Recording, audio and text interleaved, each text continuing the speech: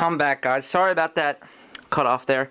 Yeah, I ran out of room. I'm going to be getting a new camera soon, so the quality of this video is going to be much better soon. I'm thinking about getting, can't remember the name of the model, but it's very clear in my mind, the picture of this camera. It's about a $400 camera. It'll be 1080p, 60 frames per second. You know. I'm still a camera guy. I don't like using my smartphone to record. I don't know. I'm autistic. Well, no surprise there. Yes, and I actually am autistic. I've been diagnosed with autism, so I'm not even joking. It's not a meme. Not a meme. This I also did for the first time after taking Tianeptine. I should say I've been using Tianeptine for 6 weeks so far. Decent amount of time. At first, I didn't feel much because I didn't take enough, I guess. You know, I did the 12.5 bullshit for a while, 3 times a day. It wasn't until I started taking more than 200 milligrams where I got, you know, really big boosts in, well, let's be blunt, euphoria. But more importantly, what happens after that euphoria wears off, right? It doesn't matter how high you get, right? Heroin people, they were heroin addicts, you know, they nod out. Okay, that felt like fucking orgasm times 100, but you still want to be a productive member of society. You want to be intellectually engaged. You want to be doing something with more meaning than just, you know, increase in dopamine, right? And that's what Tianeptine can give you. And my understanding behind that is, you know, it's probably because it works on serotonin as well, right? It works as an SSRE. I actually really haven't studied that part of its effects, surprisingly. I really focused on its how it works on mu-opioid receptors. I really actually should put more research into that. You know, but, you know, it's an opioid, right? And then you want to actually understand how it actually, you know, is an opioid in that sense. Because if you can take, you know, 1 gram of this shit and not OD, how is that possible, right? It's an opioid, a full mu opioid. People do not say this. It's a full mu opioid agonist. People do not say this enough. Because if it's a full mu opioid agonist, how is it that, you know, you don't overdose when you take 1 gram? Is it tolerance? Is it really tolerance? Well, even because when I've heard about people overdosing and dying from this stuff, this Tianeptine, it really comes via seizure activity, right? Lots of reports I've read, people have foamed at the mouth, have, you know, convulsed, had seizure-like activity. I think you die eventually when you cross a certain threshold. Probably, if you have no tolerance, you would die from 1 gram, maybe. I think it has to do with its activation, or it's working as a serotonin, a selective serotonin reuptake enhancer, I think that's called. Like I said, I haven't really studied how it functions on serotonin, but anyway, we can hypothesize how most people die from Tianeptine overdose. I highly doubt it's via respiratory depression. Some of you might disagree with me. Now, to answer the question, how, if it is a full mu-opioid agonist, not a partial mu-opioid agonist like a kratom, how, if it's a full mu-opioid agonist, do you not overdose and die? How do you not experience high levels of respiratory depression or distress? I think it comes down to its affinity, right? Like I said, I have a fairly low understanding of this as well. I've read a few hundred pages of research papers online surrounding different types of opioids, but my understanding behind the affinity with Tianeptine is it's relatively low, right? So you got, usually it's measured in nanometers. This less amount of nanometers, less. So if it's, you know, 1 nanometer, that's an extremely high affinity. But if it's like, I don't know, 100 nanometers, that's a fairly relatively low affinity. Now, from my understanding of Tianeptine, it's around 350 to 400 nanometers, so substantially lower affinity than, you know, heroin, hydrocodone, even codeine, right? If you've studied if you study codeine a little bit, you'll know that it has a relatively low affinity. Tianeptine is even lower than that. So it must come down to that. It might also be because it has functional selectivity, right? That's basically, it really hasn't been studied much, I think, in the literature. I think that's because, I'm going to go get a drink real quick, guys, because my mouth is dry as fuck. I think the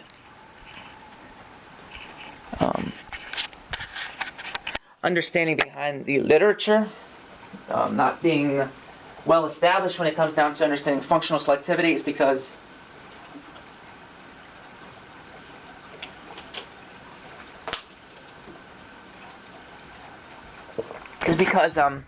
there's not many ligands, or just basically molecules, drugs, that really work as functional selectivity or functional selective drugs.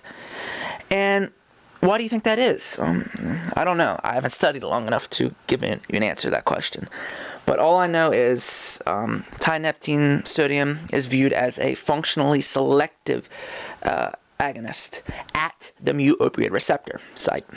Now, what does that mean? Okay, I can pull up Wikipedia, but my understanding behind what a functional selective type drug is it activates different receptors, in this case mu-opioid receptors, but it only activates specific mu-opioid receptor pathways. Of course, if you've studied some the neuronal structures within the brain, you'll understand that you have axons that connect neurons. Of course, within a neuron, that's actually what contains all the different cell materials, cell body types, like the cytoplasm, the ribosomes, all that good stuff. You guys have probably studied that in 6th, 7th, 8th grade. But the important thing to realize is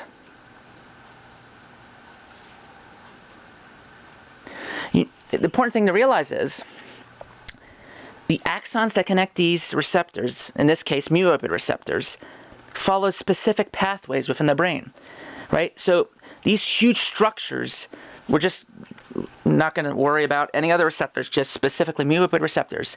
These receptors that are connected with axons, at the end, they form all these branches, right? These dendritic branches.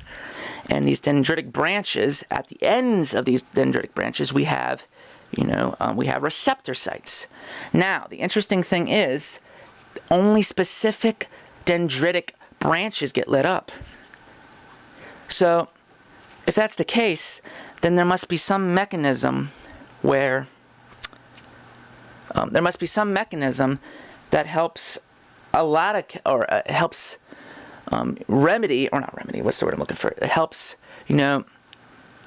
helps it so that it only hits specific dendritic branches. Now think about that for a second. There's some mechanism there that helps control its selectivity, or basically how it's going to bind to specific receptor sites. And obviously, if it's only binds to specific receptor sites, that means it's only branching or binding at specific dendritic branches, which means it's only sending certain impulses down through the cell body, through the axon, to other I shouldn't say mu-opioid receptors, to other neurons. And eventually, when this impulse runs through there, you might have some different types of effects then because of that. So basically, to summarize, it binds to specific receptors, specific mu-opioid receptors. Maybe, just maybe, this is a hypothesis. Maybe functional selectivity is just our inability to understand something underlying mu-opioid receptors. Maybe we just haven't studied them enough yet to understand that, hell, it's not functional selectivity. There's literally some other mechanism here that's helping this ligand have some type of higher binding affinity to this mu-opioid receptor here. Maybe we should label it mu-opioid receptor B. Maybe it has some type of different structural formation over, mu-opioid receptor A.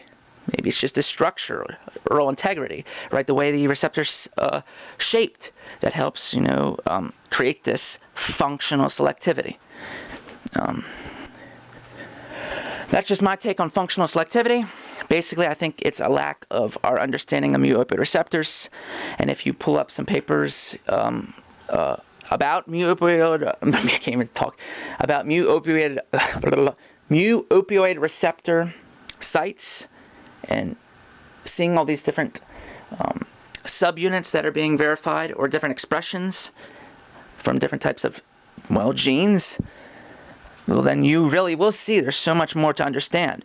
And all this new understanding of mu-opioid receptors is coming through the insurgence of our understanding of genetics, right? We are going to learn so much about why the fuck we have pedophiles, why we have psychopaths, why we have people like me that are prone to drug addiction and sexual addiction. I'm going to be blunt with you. Sexual addiction is real, right? Fuck all the people that say it isn't. Fuck all the social fucking hierarchy sieving of, this must be this way because I say it is, and, I'm more, and my word means more than yours for whatever fucking reason society says so. That's a bunch of load of bullshit. Sexual addiction is fucking real. I'm not going to go down that rabbit hole, though. I think what I'm going to cover next is... What should I cover? Well, let's just think if someone was talking to me right now. What question would they ask after I just spouted all this at you? Okay, so some basic neurochemistry you gave us. Like I said, haven't studied very much. I'd say maybe in my lifetime I've read about 250 pages through the different literature about mu-opioid receptors and GABA receptors online. Not enough to be an expert by any means, not even an undergraduate level. Just good enough to, call you out if you say something that's inaccurate.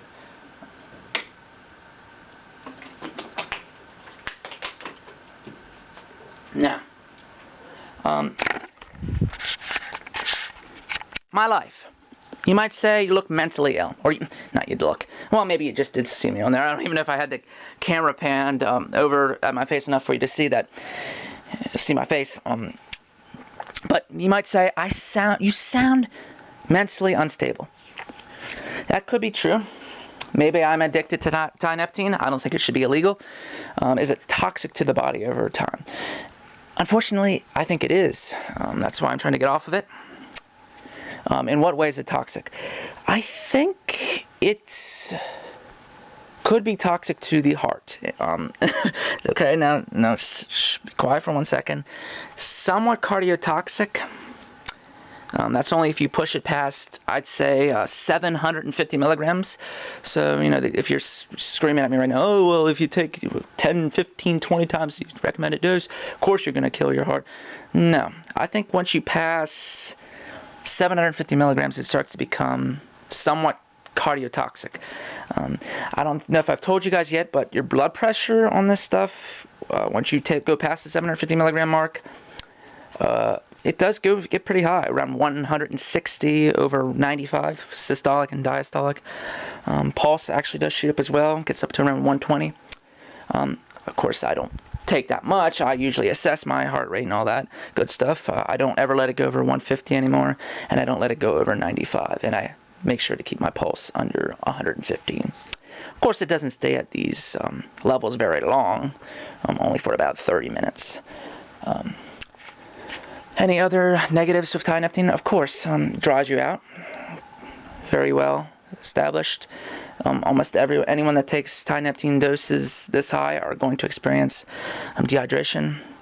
You're going to have to consume lots more water, right? About 1.25 gallons a day. Some days 1.5 gallons I drink. Not good. Like I said, that's why I've thankfully have brought my doses down from 600 milligrams a day down to 500 milligrams every other day. I'm pushing to get off of this stuff completely. And then one day I want to be able to use it only 2 times a week at doses under 500 milligrams, obviously. I don't know if I'll be able to ever do that. I'm pushing for it though, but I'm an addict. Okay. That's all I have to say, really. I could go on and talk about my addictions, some other addictions I have. My autism, there it is. That's what I wanted to talk about. Autism, what does it look like? Yeah, you know what? I should save this talk and make a video of its own for my talk about autism and how it's destroyed me, and how it took till the age of 21 to really believe it. Right? For so long I was like, yeah, maybe I have some autistic type behaviors, right? Oh, no. I have full-blown autism, high functioning. I hate saying that because that makes you sound like you must be a genius. I'm not a genius. I have an IQ of 120. That's far from a genius. That's about a standard deviation and a half away. So definitely not a genius. My verbal IQ is fairly low, actually. Okay, IQ. Let's talk about that a little bit. I believe in it, but I think there's 2 distinctions you should make. IQ and verbal IQ, right? IQ in the sense of pattern recognition, and IQ in the sense of verbal expression, reading comprehension. Those are 2 distinctly different areas that I think are not ingrained and stated when someone talks about IQ. General IQ, there we go. Maybe that's what it is. Can you bring the 2 together and average them? I guess. But maybe you shouldn't, because that doesn't give you a good understanding of your deficits. I have deficits when it comes to my expression of language. Okay, now that could be another distinction, because within verbal IQ you could have expressive verbal intelligence, or I don't even know what to call it, but I'm going to tell you what I think the definition of it should be. It should be your ability to read a passage of text and then take each sentence and write it in your own words, and then summarize and add a few paragraphs onto what could come in this passage of text, given your understanding of the language itself. These 2 areas I am fairly deficient in. I'd say more so my ability to express and create my own language, my own books, right? If I want to write something and come up with an idea to describe something to you in great detail, that is a deficit of mine. Now, let's get into the pattern recognition. That's a strength of mine, right? 121 I got. Decent score. With that, it's just if you've taken any IQ tests, the ones that follow different distinct patterns, and then usually in the bottom right, you have a question mark, and you follow logic, right? The only logical answer can be D because of A, B, C, and it can't be any of the other choices because of counter arguments against it. Well, this one fits more than that one because it has a line running that way, and it's flipping and rotating that to 90 degrees every other box. Basic. That's basically my quick overlook on my understanding of intelligence and what I think is wrong with other people's interpretation of intelligence. It's definitely a marker of lifetime success, though, when you bring together not only your IQ test, what should I say? Not only when you bring the pattern recognition test together, but then you also have to bring the your reading comprehension test together. There you go. We could go into more detail about it. I will say that for another video, though. This is just basically going to be a video that's going to cover how I think. It's going to give you an idea of how my mind works. Okay, that's going to wrap it up. I didn't really talk about Tianeptine much, surprisingly. Well, maybe I didn't need to talk about it. Maybe the way I talked gave you an idea of what Tianeptine's like. Thank you guys for watching. I hope you guys like this basement atmosphere. I know it looks kind of spooky. Everyone always says that, but this is where I fucking live. Good night.